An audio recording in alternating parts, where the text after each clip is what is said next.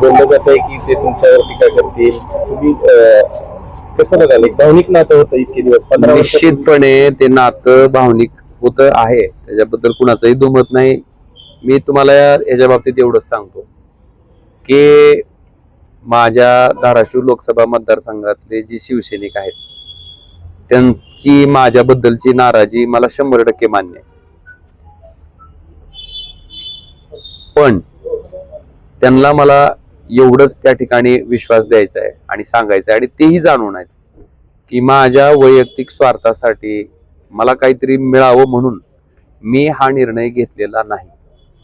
हा जो निर्णय आहे तो केवळ आणि केवळ जी कुचंबणा मागच्या कालखंडामध्ये त्यांच्या बाबतीत झाली, एका मंजुरी दिलेल्या ट्रान्सफॉर्मरला 3-3, 4-4 वर्ष नवीन इस्टिमेट करून त्या ठिकाणी त्यांना माझे दरवाजे माझी उंबरे झिजवावी लागले आणि केवळ विरोधी पक्षात असल्यामुळं मिळणाऱ्या निधीचं जो त्रास सामान्य माणसाला सहन करावा लागला, मला वाटतं तो त्रास त्या ठिकाणी त्यांना होऊ देणार नाही ह्याच्यासाठी हा निर्णय घेतलाय. आणि विश्वास ठेवा, मी घेतलेला निर्णय निश्चितपणे आपल्याला भविष्य काळात माझ्या कामाच्या माध्यमातून मी दाखवून देईन.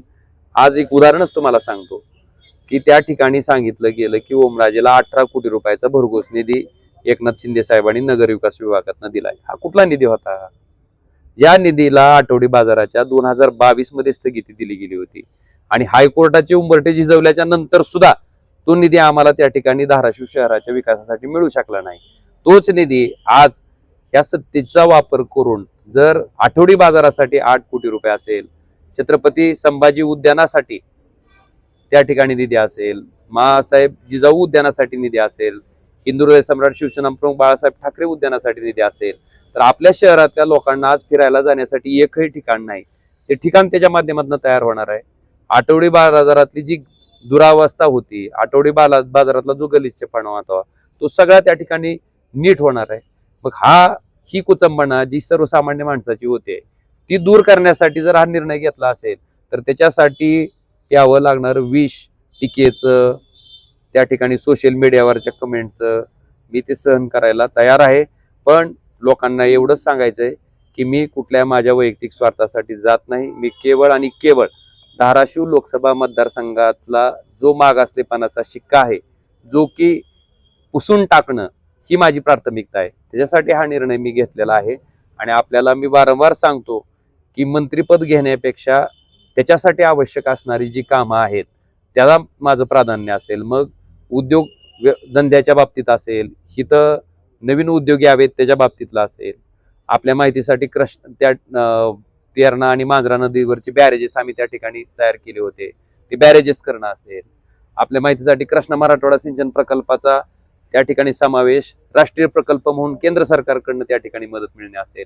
आज अनेक सबस्टेशन ओव्हरलोड आहेत, लाईट व्यवस्थित चालत नाहीत, त्या शेतकऱ्याला वीज मिळत नाही, पाणी असून शेताला देता येत नाहीत, ते सबस्टेशन असतील, त्याच्यावरचे ॲडिशनल पॉवर ट्रान्सफॉर्मर असेल, लिंक लाईन असेल, सिंगल फेजिंगची व्यवस्था असेल, फिडर सेपरेशन असेल, ह्याच्यासाठी केंद्र सरकारचा जो भरघोस निधी आवश्यक आहे तो निधी आणून त्यांच्या अडचणीतनं मोकळीक करणं, त्यांना मदत करणं, त्यांना न्याय देणं ही सुद्धा लोकप्रतिनिधी या नात्यानं माझी जबाबदारी आहे.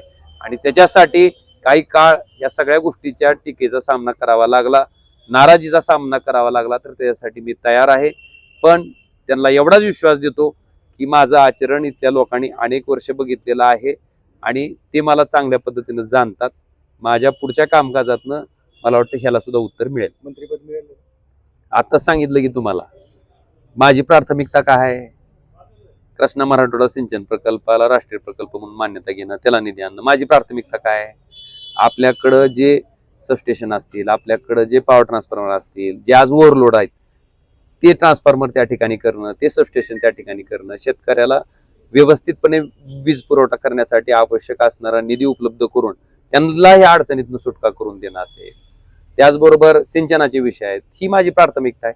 आणि मला वाटतं की फार काय बोलून सांगण्यापेक्षा आपण त्या गोष्टी प्रत्यक्षात इथं करून दाखवू आणि केल्याच्या नंतर लोकांना ते दिसेल. दादा, तुमचे पारंपरिक विरोधक जे आहेत राणाजी पाटील, त्यांनी तुमचं महायुतीमध्ये स्वागत केले, कसं बघताय? कसं असतंय, नीच वृत्ती आणि प्रवृत्तीच्या लोकांना जितकं नीचपणे वागता येते तेवढ्या नीचपणे ती वागत असते. त्यामुळे त्या व्यक्तीवर आपण बोलण्यापेक्षा मी त्या दिवशी सांगितलं की त्यांचं एक मतही मला नको, मी विरोधकाप्रमाणेच ते माझ्यासाठी असतील, त्याच्या बाबतीत माझ्या भूमिकेत कुठेही फरक पडणार नाही. आणि मी माझी वृत्तीला विरोध आहे, मी अजून परत अधोरेखित करा. आणि हा माझा विरोध आज आहे असं नाही. 2019ला शिवसेना आणि भाजप ज्यावेळेस एकत्र होतं पूर्वीच्या काळात, तुम्ही बघितलेलं आहे 14ला 19ला, त्यावेळेस त्यांनी भाजपमध्ये आल्याच्या नंतर मी काय त्याला प्रचार विचार केला नाही, मी जाहीर विरोध केलेला माणूस आहे पहिल्या क्रमांकानं. आणि त्याचे व्हिडिओ फुटेज आजही आहेत. त्यामुळे ती भूमिका माझी ह्या जन्मात तर कधी बदलणं शक्य नाही.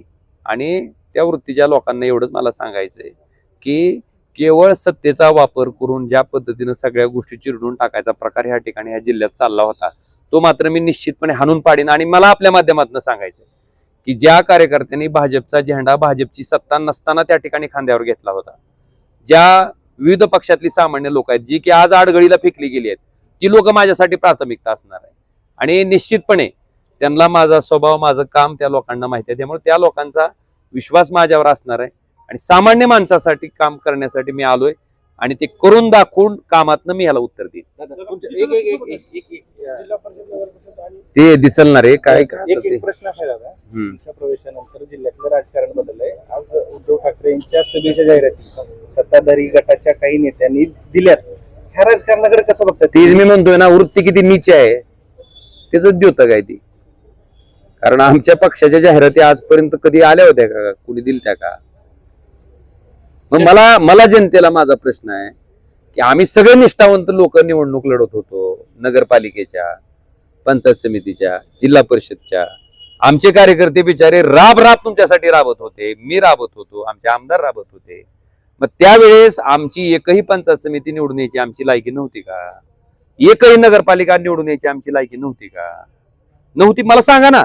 हा तुम्ही सांगा मला, जनतेनं म्हणू द्या ओमराजे उपलब्ध नव्हता, ओमराजे आमच्यासाठी काम करत नव्हता, ओमराजेचा संपर्क होत नव्हता, मान्य करीन मी. पण ओमराजे सगळंच करत होता, तरी आम्ही त्यांची लोक, तरी आम्ही त्यांना कुठलीही पंचायत समिती, कुठलीही नगरपालिका दिली नाही. का दिली नाही? का तर सत्तेतनं त्यांना कामं करता येणार नाही. मग हा संदेश जर जनतेनं दिला असेल तर ते मी केलं, तर त्यात काय चूक आहे?